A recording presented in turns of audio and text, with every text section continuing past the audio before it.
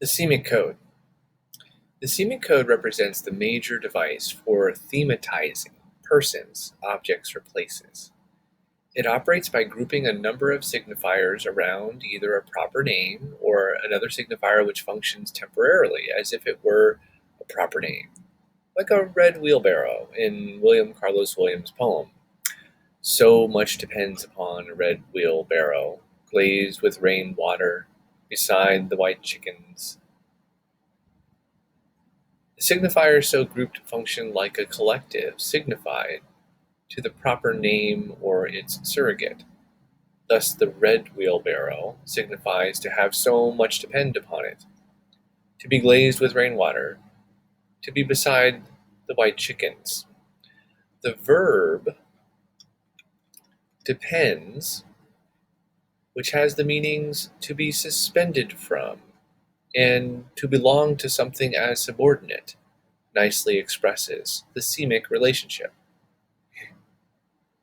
Now note, this is a moment of close reading, where this is a separate category here to return to blogging about looking at, patterns in a sentence, definitions of words, breaking down what's actually going on that reveals the theme, aka the controlling idea and or controlling value.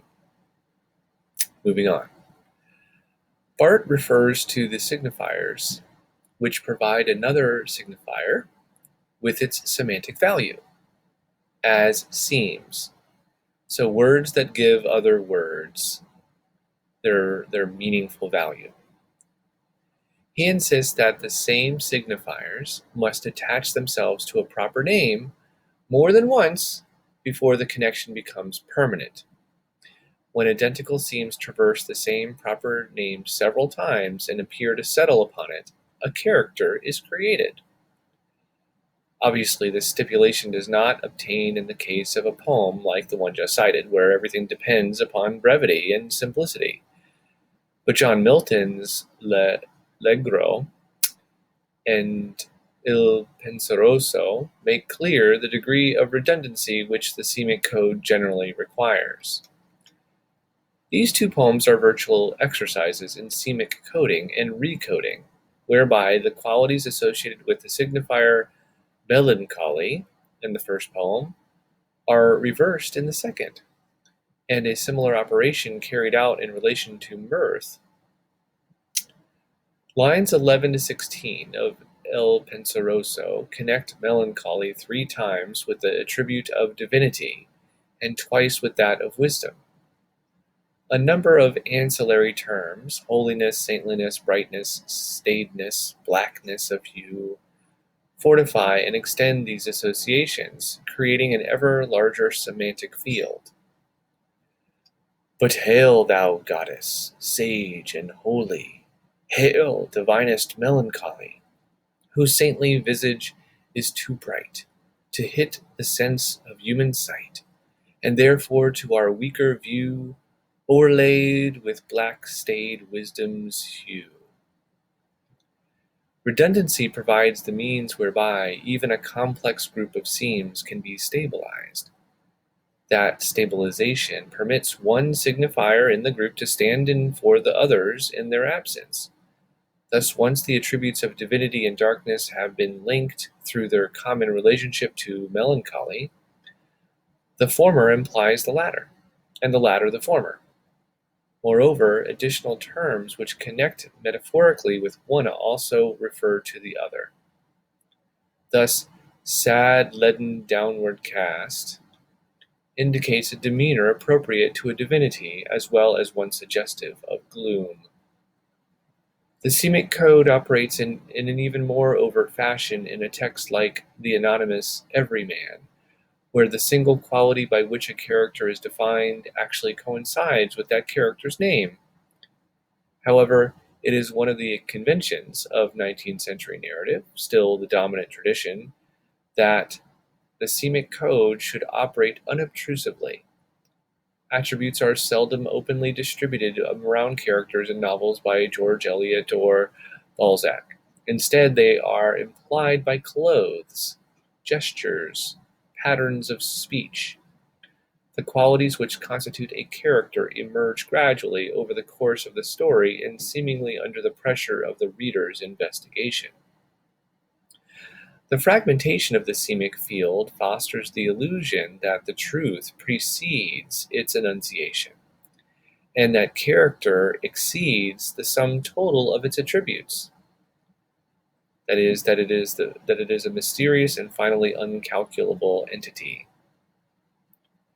This fleeting citation, this surreptitious and discontinuous way of stating themes, this alternating flux and outburst create altogether the allure of the connotation.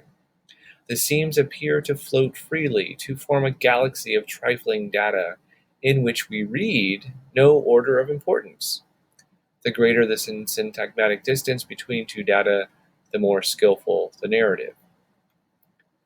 The indirection which Barthes here describes, an indirection which involves a heavy reliance upon connotation rather than denotation, and which requires the dispersal of seams over a large textual territory, creates that impression of reality for which the 19th century novel has been so celebrated. However, as S.Z. makes clear, it is only as the result of intense cultural coding that the qualities associated with a given name can come to seem natural, or as if they are spontaneously discovered by the reader. In other words, the semic code can only operate invisibly to the degree that signification has already intimately invaded speech, appearance, clothing, gesture, and action. The fact that these things can be trusted to carry the information which would otherwise require a direct authorial statement indicates how fully even the private and quotidian have been coded. Consequently, far from revealing a reality previously neglected by literature, the 19th century novel can be said to have created that reality by radically extending the human subject's discursive potential. Within its confines, not even the slightest verbal lapse or twitch of an eye can escape surveillance and meaning. The gaze which the narrator focuses on Durbeyfield at the opening of Thomas Hardy's Tests of the D'Urbervilles, for instance, defines the latter through a discourse in which place, time, sex, age, clothing, equipment, posture, manner of walking, and absence of concentrated thought all signify. On an evening in the latter part of May, a middle-aged man was walking homeward from Shaston to the village of Marlott, in the adjoining vale of Blakemore or Blackmore. The pair of legs that carried him were rickety, and there was a bias in his gait which inclined him somewhat to the left of a straight line. He occasionally gave a smart nod, as if in confirmation of some opinion, though he was not thinking of anything in particular. An empty egg basket was slung upon his arm, the nap of his hat was ruffled, a patch being quite worn away at its brim where his thumb came in taking it off. Before the proper name is even supplied, the seams have been assembled. Poverty, middle-aged man walking, empty egg basket. Decrepitude, rickety, legs, shabby hat. Aimlessness, bias in his gait, not thinking of anything in particular. Social insignificance, a patch being quite worn away at his brim where his thumb came in taking it off. The time of year, late May, promises change, which is inaugurated by the parson several sentences later when he informs Durbeyfield about his illustrious ancestors. Because its function is to define, the semic code operates as an agency for inscribing what Foucault would call power relations into literary and cinematic texts. It makes available certain strategies for understanding persons and places which are really ways of signifying and controlling those persons and places. Those epistemological strategies also determine the position from which power is exercised, and therefore must be seen as exceeding the agent who occupies that position. In other words, they constitute the speaking as well as the spoken, subject. As we will discover later in this chapter, the semic code always operates in close conjunction with the cultural codes. Indeed, it is to a large degree an adjunct code, defining person and place in ideologically symptomatic ways. For example, in the text in which Christianity functioned as the dominant cultural code, the semic code would delineate characters and settings which were indicative of such oppositions as body-soul, pride-humility, evil-good, etc. Thus, the semic code does not so much initiate as express those power relations which are fundamental to knowledge. So far, we have stressed the repressive dimensions of the semic code. Barth dwells much more on the play of signification which that code makes possible, and hence on connotation. He defines the seem as a connotative signified, a device for delaying rather than facilitating the revelation of truth. This interesting but puzzling notion requires clarification. In the section of SZ entitled Signified and Truth, Barth writes that within this hermeneutic system, the connotative signified occupies a special place. It brings into being an insufficient half-truth, powerless to name itself. It is the incompleteness, the insufficiency, the powerlessness of truth, a hermeneutic morpheme, whose function is to thicken the enigma by outlining it. A powerful enigma is a dense one, so that, provided certain precautions are taken, the more signs there are, the more the truth will be obscured, the harder one will try to figure it out. The connotative signified is literally an index. It points but does not tell. It is both the temptation to name and the impotence to name.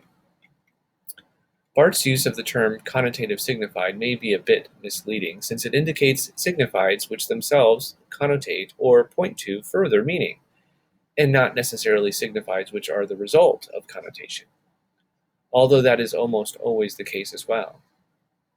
The examples which he lists in the same passage, the empty, the inanimate, the feminine, the superannuated, the monstrous, the wealthy, have been deduced from the mass of signifiers clustered around the old man in the opening section of Balzac's story.